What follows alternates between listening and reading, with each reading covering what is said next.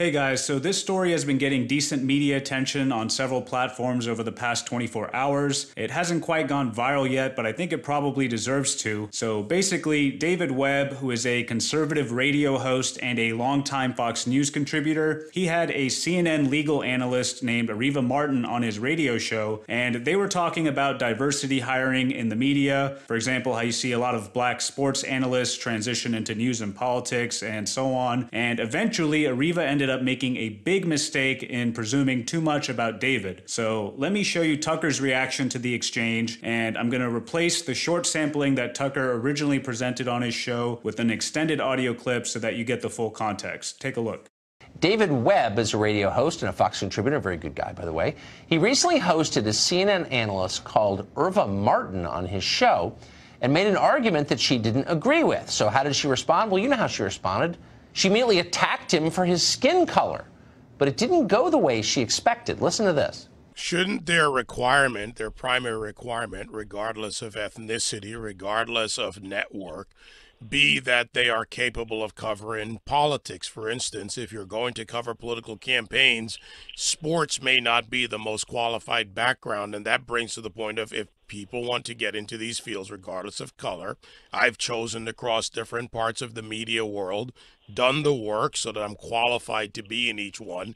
I never considered my color the issue. I considered my qualifications the issue. Well, David, you know, that's a whole nother long conversation about white privilege and things that you have the privilege of doing that people of color don't have the priviless of. How do I have the privilege of white privilege? David, by virtue of being a white male, you have white privilege. This whole long conversation, I don't have time to get into it. Areva, I hate to break it to you, but you should have been better prepped. I'm black.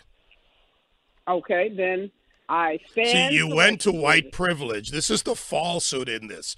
You went immediately with an assumption. Your people obviously, or you didn't look. You're talking to a black man who started out in rock radio in Boston, who crossed the paths into hip-hop, rebuilding one of the greatest black stations in America, and went on to work for Fox News, where I'm told apparently blacks aren't supposed to work, but yet you come with this assumption and you go to white privilege. It's just so great. But hopefully we can stop laughing long enough to pause and think a little bit, and Martin should think a little bit and realize that people must be evaluated as individuals and not as a member of a racial group. That is poison. It's a cul-de-sac. It destroys your soul and it destroys the country. We used to know that, but given the current psychosis gripping the left, we're not optimistic people will realize, but someday they will.